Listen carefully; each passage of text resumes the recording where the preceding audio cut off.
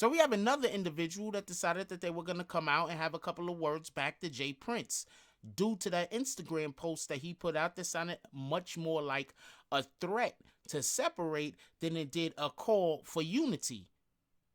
Yeah, another Bronx dude. And you can't really be surprised that he's not out there trying to shake hands and kiss babies.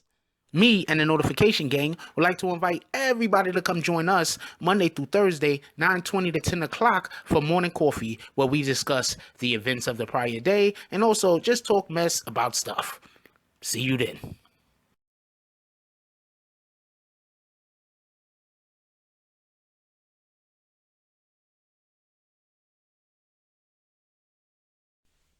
BBN, Jack Frost.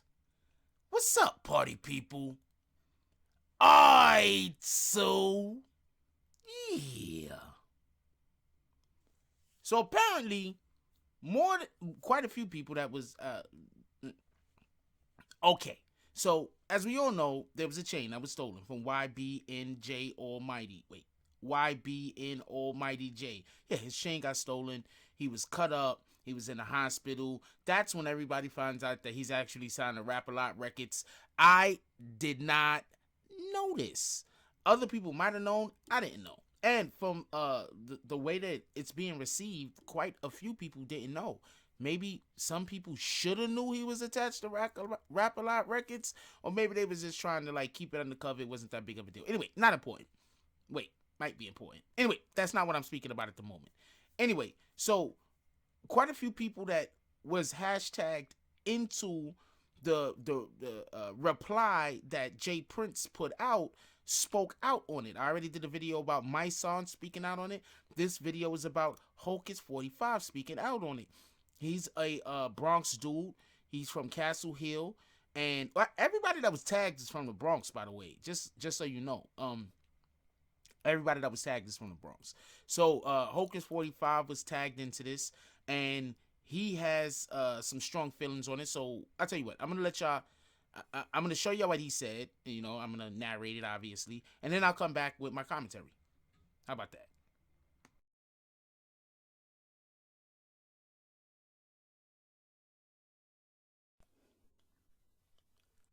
I want to start by saying I respect everything you did for the culture, and I respect you as a godfather of hip hop and of the streets.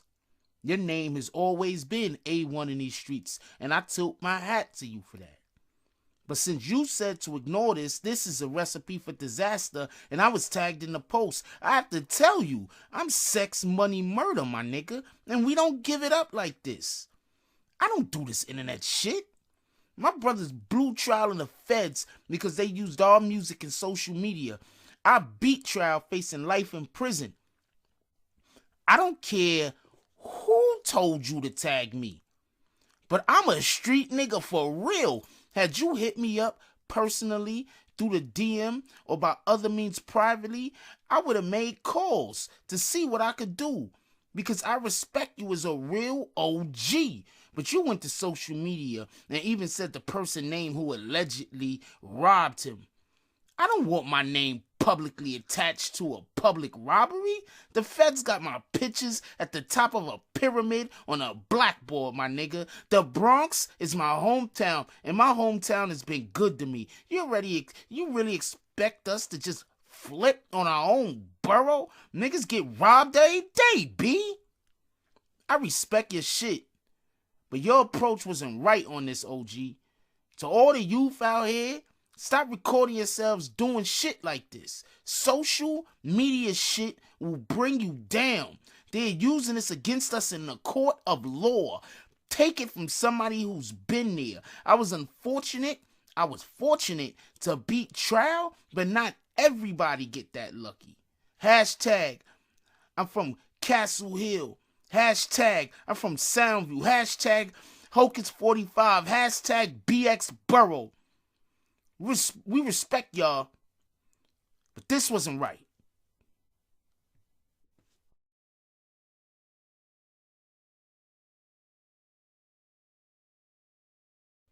Alright, so Hocus pointed out Do they call him Hocus? Or do they call him 45? If they call him 45, that'd be dope also. Because that's how some of the presidents are referenced. Anyway, that's neither here nor there. So, 45, one of the things that he did say is that he currently, or should I say, he's had some situations with the law, and this was a robbery that was right out in the street open. And if we don't know anything else about what the law do, they will find out you committed a crime, and instead of arresting you, they'll watch the people that you come in contact with. Oh, I guess y'all want an example, right? Why do you think they kept allowing 6ix9ine and Shotty to come right back out? Because they were way more interested in building cases against more people than just those two individuals. So they would kept giving them bail, kept letting them come out, kept letting them think they was untouchable. My point being is this: they have these young guys that they all pretty sure committed a crime.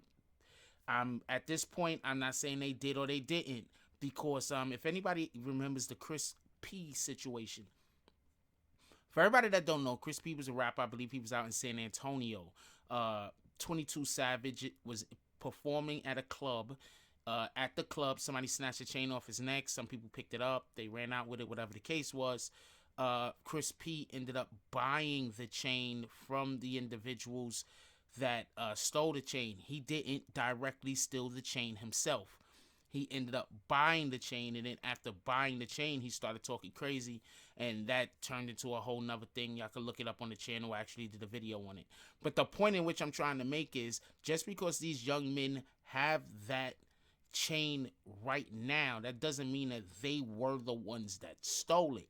That don't mean that they were the ones that was there that did the deed. I'm not saying that they were, and I'm not saying that they weren't. I'm just saying we have to sometimes, even though everything looks black and white, sometimes, there's gray in there also.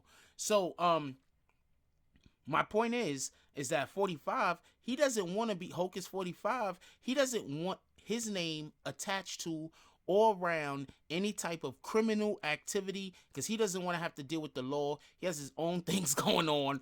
Who wants to have to deal with the law if they don't got shit to do with nothing? So he's like, look, man, I don't know what's going on over there. Don't put my name in it. And I'm with him on this. He is 100% right in my estimation. Another thing that he said in his reply back to Jay Prince was, you could have hit me on the low. You could have slid into the DMs and was like, yo, what's good? What's happening? What's popping up there? Not necessarily like that, but there's a situation that's happening. I'm far away from the situation. I need eyes on it. My artist, this and this and this and that. And then we could have spoke. No, Hocus 45 is saying that he could have reached out. He could have seen what people was talking about.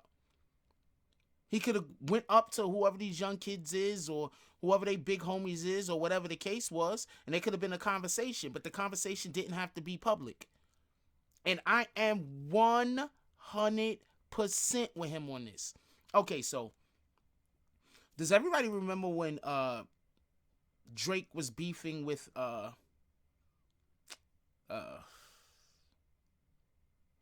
when Drake was beefing? Don't ask me why I'm just not remembering Pusha T's name. But remember when Jake was beefing with Pusha T, right? There were a lot of people that believed the only reason why, and I'm not saying that this is the truth, I'm saying what other people were saying. There were quite a few people that believed that Jay Prince and Jay Prince Jr. were both clout chasing. I was adamantly saying these guys are not clout chasing. They don't need to clout chase. I don't know what you dudes is talking about. I was very adamant on that. Now, I'm just saying, I'm not accusing Jay Prince of clout chasing. I don't think Jay Prince needs to clout chase. But what I'm saying is, he also didn't need to post that publicly. He didn't need to do that. He could have spoke to people behind the scenes. I am 100% sure that any one of those names that he named, he could have got those people's direct phone number from someone. I am pretty sure. So when we have these individuals coming out and they're saying, yo, look, why are you tagging us in the shit that don't got nothing to do with me? They are 100% right. I believe this was a misstep by Jay Prince. I don't know. I'm not saying he needs to apologize or anything like that, but I think because some people are gonna see apologies as weaknesses. I used to know this chick, and she said no one should ever apologize to anyone ever. Like, if you do some fuck shit, you should just whatever, like that. And I looked at her at that moment. I said, see, there's somebody sticking this thing in this crazy. Anyway, point being is, Jay Prince just went about it in a manner that even if people wanted to reach out, like, you can't try to punk the whole city, Jay Prince.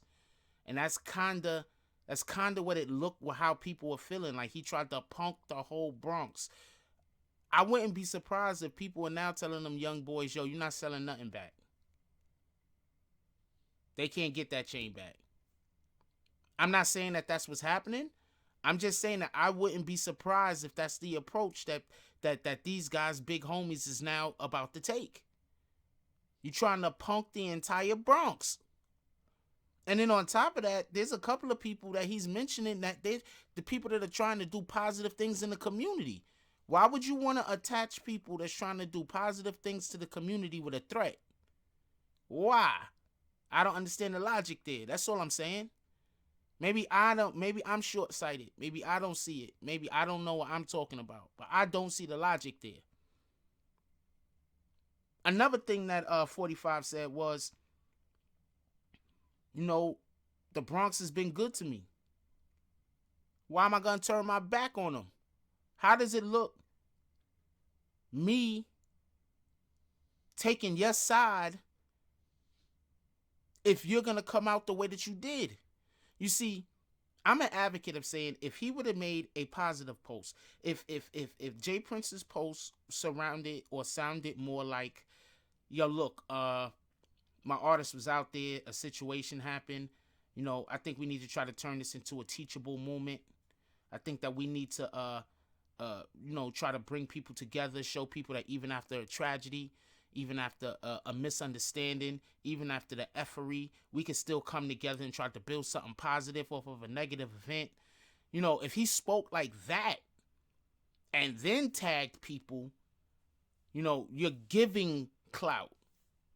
You understand what I'm saying? But when you go and you start talking negative, yo, anybody that know this dude and his family, and then you tag people, it's like you chasing clout. That's just my opinion on this. I could be absolutely wrong about everything that I said, but that's just my opinion. I want to know what you guys think about this. I think Jay Prince went about it the wrong way, period. I think that the majority of the people that he actually named would have most likely been, ready to help and assist and help. Would have been, okay with making a phone call here and there and trying to get that chain back to the right people if he wouldn't have went so public with it. And even if he did go public with it, if he would have tried to put a positive spin on it rather than try to put his foot on the neck of a Bronx nigga. Like, comment, subscribe. Join the notification gang. Hashtag Bronx Bombers. Let's get it. I love y'all. Take care of each other. Hug the kids for me. I haven't forgotten about you. And that's all I got on this one. I'm out. If you like this video, please hit the like and subscribe button. If you would like to help dictate the direction that this channel takes, please leave a comment. All comments are appreciated, whether positive or negative. Thank you very much and enjoy your day. And remember, positive thoughts cause for positive things to happen. Let's get it.